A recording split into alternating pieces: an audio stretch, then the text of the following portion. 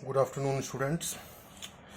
Let's start a new beginning from starting. That is statistics for economics.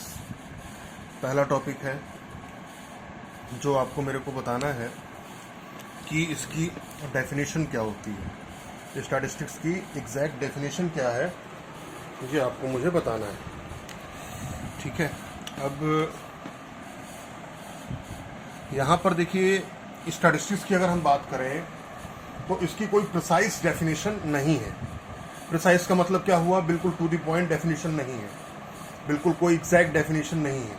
हाँ, अलग अलग scholars ने इसको सिंगुलर नाउन के सेंस में और प्लूरल नाउन के सेंस में डिफाइन करने की कोशिश की है। ठीक है, तो इसको सिंगुलर और प्लूरल नाउन के सेंस में डिफाइन करने की कोशिश की है। तो आज मैं इन दोनों के बारे में बता दे रहा हूँ कि ये सिंगुलर नाउन और प्लूरल नाउन ये होते क्या हैं। ठीक है, सिंगुलर नाउन और प्लूरल नाउन ये होते क्या हैं। तो सिंगुलर नाउन का मतलब होता है स्टैटिस्टिकल मेथड्स। सिंगुलर नाउन का मतलब होता है statistical methods of dealing with, और प्लूरल नाउन का मतलब होता है न्यूमेरिकल इंफॉर्मेशन। ठीक है, समझ में आई बात? ये नहीं आई होगी तो और ध्यान से सुनिए। कहने का मतलब क्या है कि स्टैटिस्टिक्स की अगर हम टूल्स की बात करें, ठीक है, स्टैटिस्टिक्स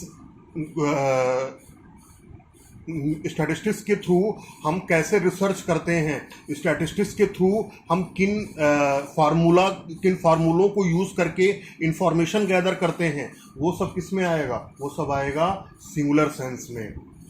ठीक है, और उनको हम यूज़ कैसे करें, जो इन्फॉर्मेशन हमें मिली उसका हम यूज़ कैसे करें, वो किस में आएगा? वो आएगा प्लूरल सेंस में। ठीक है, समझ में आ गई बात? ये तो जो मेथड्स होते हैं वो सब के सब सिंगुलर सेंस में है, और उनका जो भी इंफॉर्मेशन है उनका यूज़ जो है वो किस में है? वो प्लूरल सेंस में है।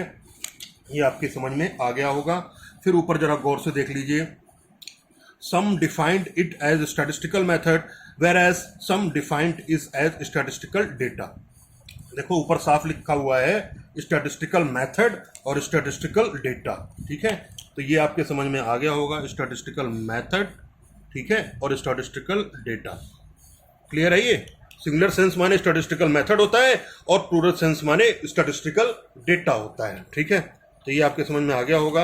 आगे मूव करते हैं।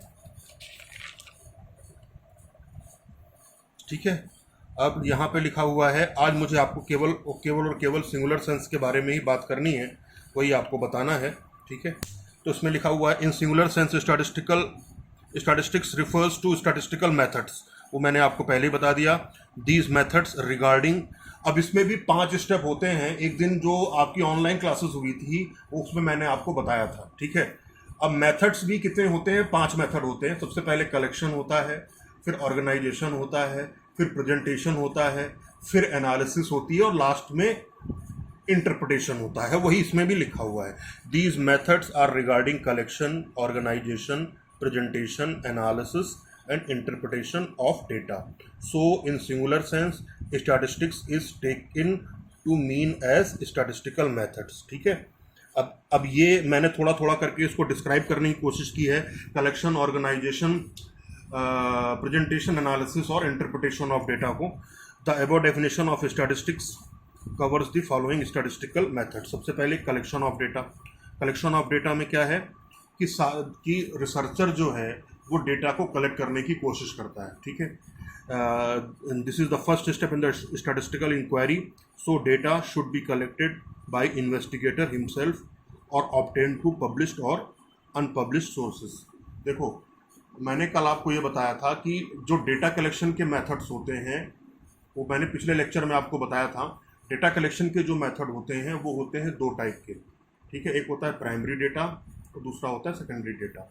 प्राइमरी डेटा का मतलब क्या है कि जहाँ पर रिसर्चर खुद रिसर्च करे और डेटा कलेक्ट करे, ठीक है, वो क्या कहलाएगा? वो कहलाएगा प्राइमरी डेटा। सेकेंडरी डेटा का मतलब ये होता है जहाँ पर रिसर्चर खुद काम ना करे बल्कि किसी थर्ड पार्टी से किसी थर्ड पार्टी सोर्स से डेटा ले करके, ठीक है, उसे यूज़ करे तो उसे हम क्या बोलते हैं, सेकेंडरी डेटा। तो collection of data primary source से हो सकता है और सेकेंडरी सोर्स से हो सकता है।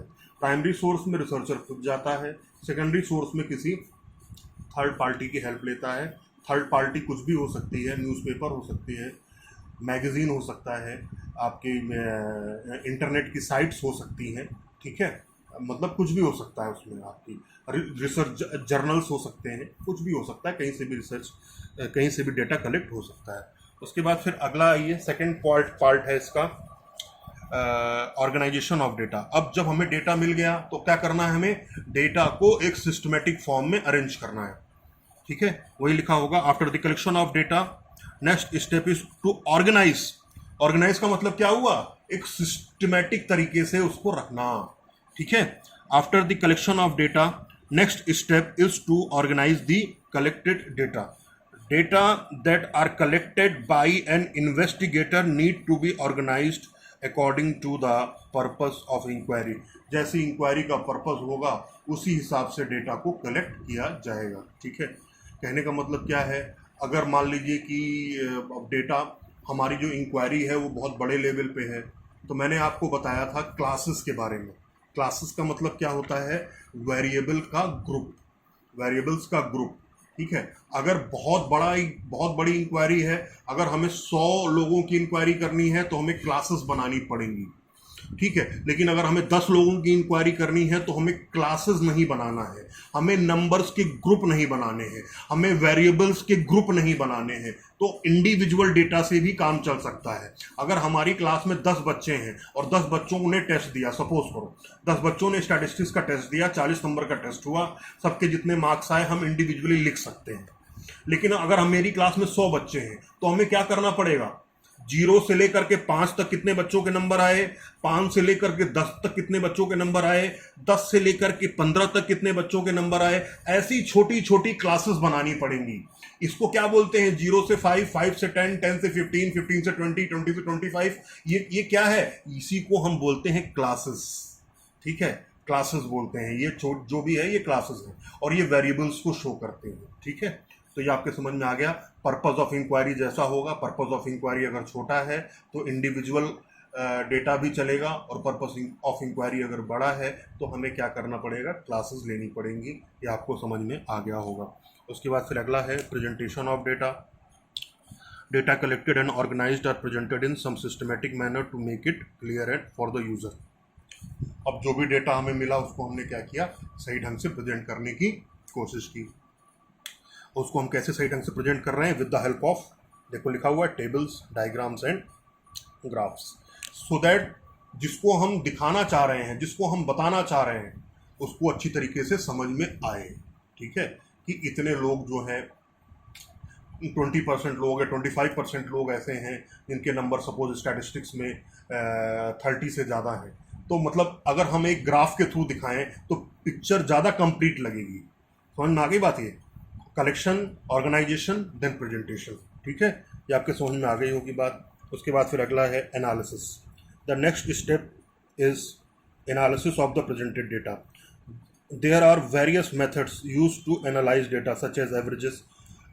एनालिसिस करने के जो है कई तरीके हो सकते हैं, कई तरीके हो सकते हैं, जैसे कि एवरेजेस है, एवरेज यानी वही measure of certain tendency, mean, median, mode, साफ लिखा हुआ है इसमें, डिस्पर्जन, कोरिलेशन एटसेट्रा, ठीक है। इसके थ्रू हम डेटा की एनालिसिस कर सकते हैं, ठीक है, ये आपके समझ में आ गया होगा। और लास्ट में है interpretation of data. Interpretation of data में क्या है, it is the last step of statistical information. Interpretation of data employees drying of conclusions. उस एनालिसिस के बेसिस पर रिसर्चर ने क्या निष्कर्ष निकाला, क्या परिणाम निकला, ये किसने पता चलेगा, ये पता चलेगा इंटरप्रिटेशन ऑफ डेटा, ठीक है।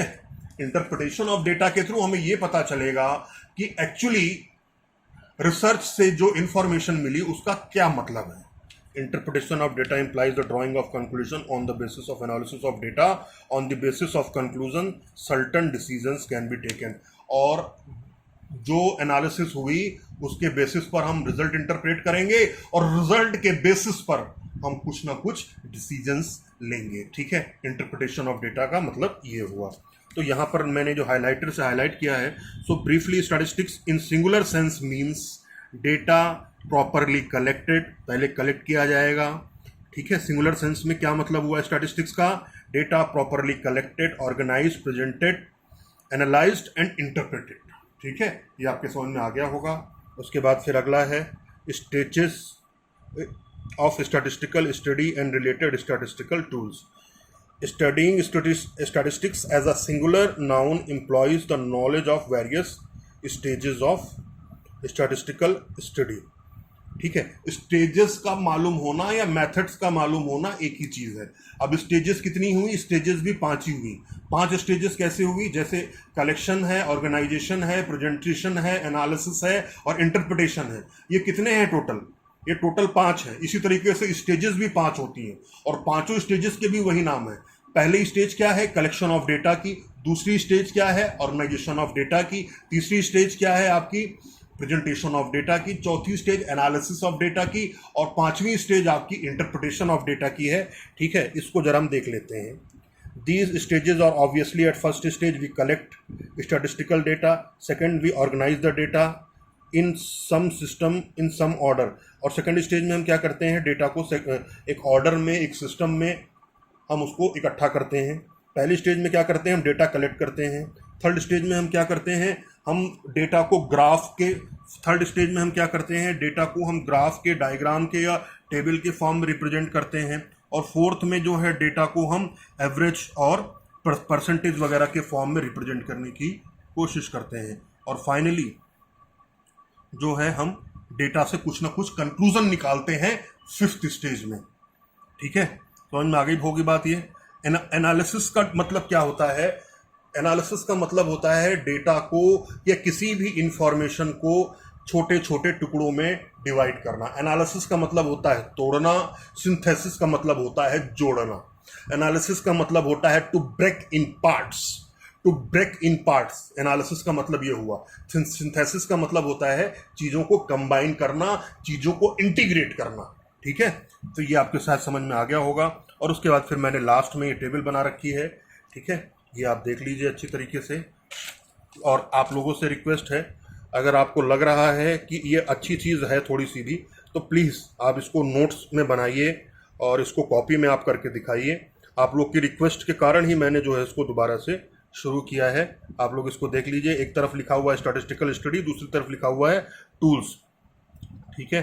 तो इसमें कुछ भी अगर ऐसा है जो आपको समझ में ना आए, पूछिएगा प्लीज़, ठीक है। Okay, thank you class.